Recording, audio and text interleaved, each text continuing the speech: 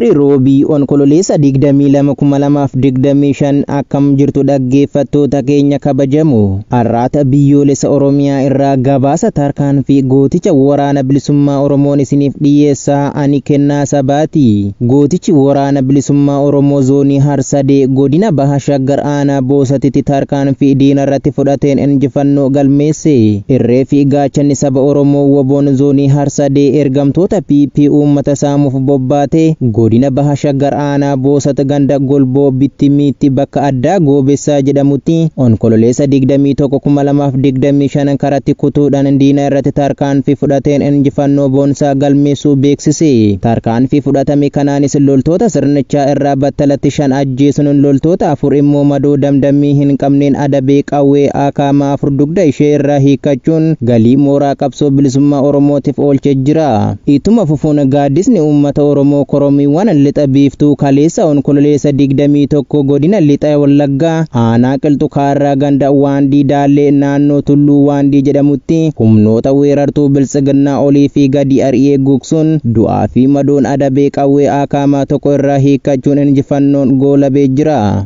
Arsii lixaa aanaa Arsii Nagalleetti maatii qabsaa'otaa hedduun jabaatee itti fufe. Gabaasa qindaa'eef Jaalaqaafan Fayyeera. Godina Arsii lixaa aanaa Arsii Nagalleetti jiraattuu ganda Daakaa hora qalloo fi jaartii ganna 50 akkasumas haadha warraa qabsaa'aa bilisummaa Oromoo kan taate addee Buudhaadharraa marsaa hedduuf maqaa abbaa warraa isheetiin yakkamtee hidhamaa kan turte ammas bifa haaraan qabamtee daa'ima ishee ganna 13 waliin hiraarfamaa jiraachuun ibsameera.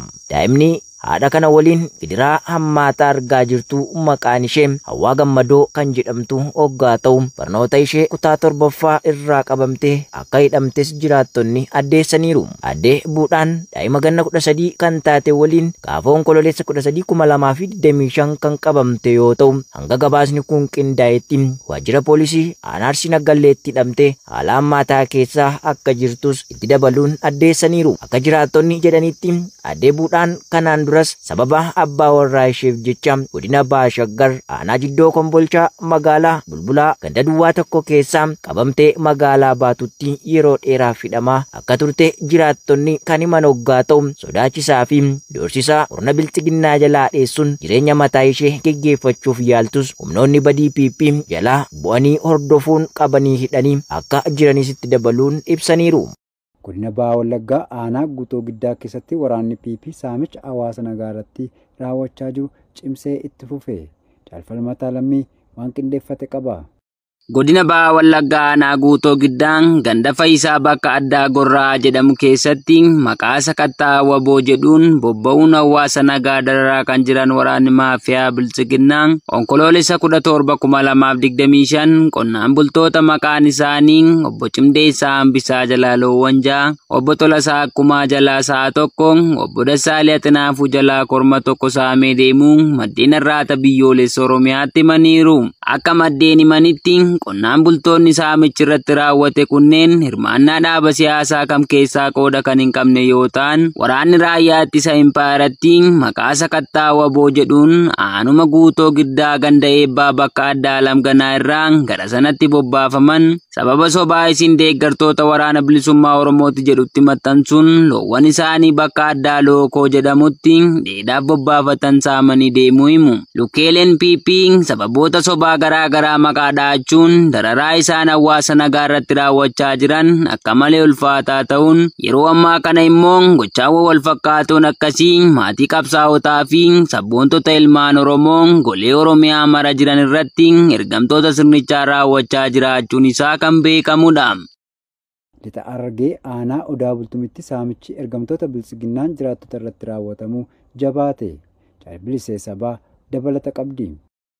Godina lixa Harargee aanaa Odaa Bultum Araddaa Burqaa baadiyyaa jedhamu keessatti ergamtoonni dantaa dhuunfaarra hin dabarre gaafa onkololeessa 12,2025 namoota maqaan isaanii obbo Geetaahun Farajaa, obbo Shaamil Abdallaa fi obbo Ahmed Mahammad jedhaman irraa badii tokko malee qarshii 500 saamuu jiraattonni araddicha arraata biyyoolessa Oromiyaatti himaniiru. Qonnaan bultoonni kunneen tuttuqaa fi hirmaannaa dhaaba siyaasaa kam keessaa kan hin qabne yoo ta'an Lukkeeleen maqaa fedhanda'oo godhachuun hawaasa saamaa oolan ammoon maqaa waraana bilisummaa Oromoo deeggaraa jirtu mootummaa keenyaafis qarshii kennaa jedhuun afaan qawween jiraatota irraa kan saaman ta'uun barameera. Aanichaa fi goleewwan Oromiyaa cufa keessatti ergamtoonni faashistiin PP siyaas dinagdee impaayiratti kufaatii irraa baraaruuf halkanii fi guyyaa ifaajan hoggaa biyyoonni alaa deeggarsa duraan impaayirattiif gochaa turan irraa dhaaban dadhabbii isaanii ofirratti baruun diinagdee hawaasa Oromoo quucarsuuf hawaasa irratti gochaa saamichaa geggeessanii rakkoo diinagdee impaayiratti mudate furuuf uummata jireenyaan dararaa jiraachuun ni beekama. Lixa Wallaggaa aanaa mana sibuu keessatti waraanni bilisiginnaa qonnaan bulaa tokko haala sukkanneessaan ajjeesuun ifoome. Gabaasa dabalataaf Jaalamansiis Kaayyoo. Godina Lixa Wallaggaa aanaa mana sibuu ganda Karrawaayyuu Aabboo iddoo addaa Hursaa Daabbus jedhamu irraa onkoloolessa 19 2025 sirna dhableeyyiin waraana garboonfataa PP qonnaan bulaa maqaan isaa obbo Beekumaa Uummataa jedhamu badii tokko malee qe'ee fi maatii isaa irraa ukkaamsanii rasaasa itti roobsuun haala suukanneessaa ta'een ajjeesanii gatu maddeen arraata biyyoolessa Oromiyaatti himanii jiru. Akka maddeen himanitti obbo Beekumaan qonnaan bulaa hojii qonnaatiin ofii fi maatii isaa jiraachisu kan hirmaannaa siyaasa dhaaba kamiyyuu hin qabne yoo ta'u argamtoonni sirnichaa garuu sababa sobaa qawwee wobootu sibira jira jedhuun gocha gara jabinaa hamaan guute kana irratti raawwachuu dubbatu. Argamtoonni bilisiginnaa cubbamtuu impaayera Itoophiyaa diigamuuf raafamaa jirtu utubuuf jecha goleewwan Oromiyaa cufa keessatti ilmaan Oromoo irratti gocha duguuggaa sanyii raawwachaa jiraachuun ni beekama. Oduu biyya alaarraa arganneen ammoo mormitoonni farra godaantotaa Ayirlaand Dabliin keessatti erga shamarreen xiqqoon aleelamtee booda geejjiba poolisii guban. Guutuu gabaasichaaf Jaalerbuu dhugaa.